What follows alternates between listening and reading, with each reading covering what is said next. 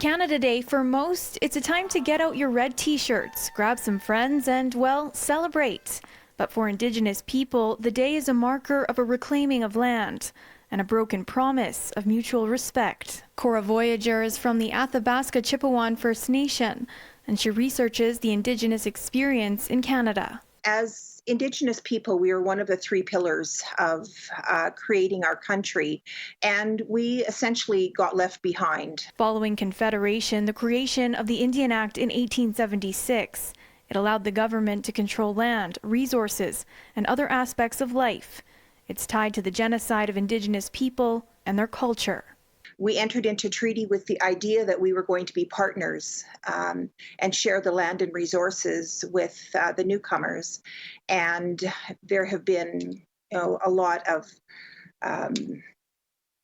reneging on the promises that were made in the treaties. And land is still fought for today. Rail blockades stopped trains for weeks in February as the Coastal GasLink pipeline project was planned to run through unceded land in Wet'suwet'en territory before an agreement was signed. Voyager says serious issues still plague Indigenous people today. Indigenous people are victims of racism in this country.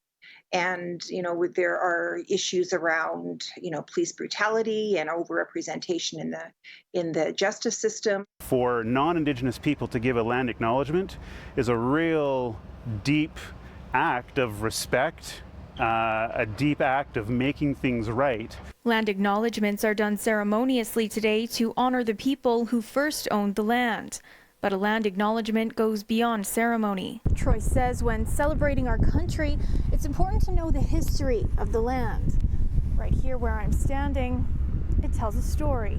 If you learn about what that really means and that relationship and the thousands and thousands of years of history and being and ways of knowing and intelligence that rise from that, people will have their minds blown away.